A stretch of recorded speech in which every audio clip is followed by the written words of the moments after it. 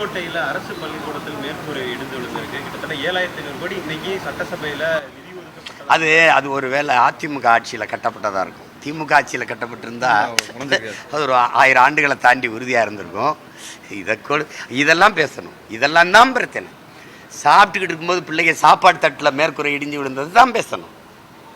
அதை தான் பேசணும்.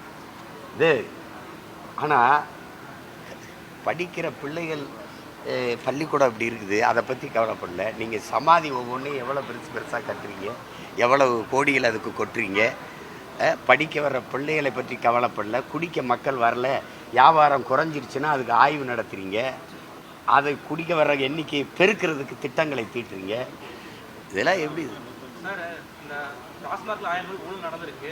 அமலாக்கத்துறை கண்டுபிடிச்சாங்க, டாக்குமெண்டேஷன் எல்லாமே எடுத்து போறாங்க. ஆனால் அவங்க தமிழக அரசு கோர்ட்டில் போயிட்டு நடவடிக்கை எடுக்கக்கூடாதுன்னு சொல்லி ஒரு போயிருக்காங்க. ஆர்குமெண்ட் எப்படி பார்க்குறீங்க? அதே போல நம்ம நேர்மையான அணுகுமுறையாக பார்க்குறேன் நான். என்ன இருக்குது இது? நாட்டின் மிக உயர்ந்த நீதியே நம்பிக்கையை சிறுக இழந்துக்கிட்டு ஒன்றும் பேச முடியாது. இப்போ நம்ம போய் அதை பேசுனா நீதிமன்றத்தையே எதிர்க்கிறார், விமர்சிக்கிறாரும்பாங்க.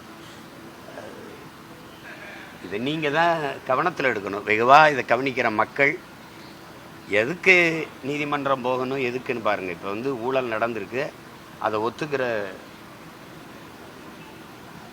என்ன சொல்கிறது, ஒரு ஒத்துக்கிற குணம் இல்லை, பக்குவம் இல்லை. சரி, தப்பு சரி பண்ணுறோம்னு இல்லை சொல்கிறாங்க. முதல்ல 1 லட்சம் கோடின்னாங்க. அப்புறம் அந்த ஒரு வாரத்துக்குள்ளே என்ன நடந்ததோ தெரியல. அப்புறம் 1000 வந்திருக்கு. கடைசியாக முடிக்கும்போது 100 கோடியாக கூட வரும். எல்லாம் அப்படிலாம் ஒன்றும் நடக்கலைங்க. அதில் ஏதோ சும்மா சொன்னாங்கன்னு சொல்லி வரும். யார் சொன்னால் நாங்கள் அப்படி ஒன்றும் சொல்லலையேன்னு கூட வரும், செய்தி வரும். தமிழக அரசு நாடன் எப்படி பார்க்குறீங்க?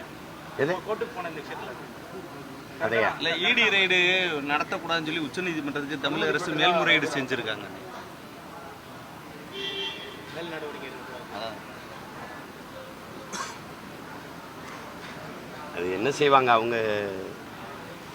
அவங்க மேலே இருக்கிற அந்த வெளிப்படையாக தெரியுது இந்த ஊழல் குற்றச்சாட்டு.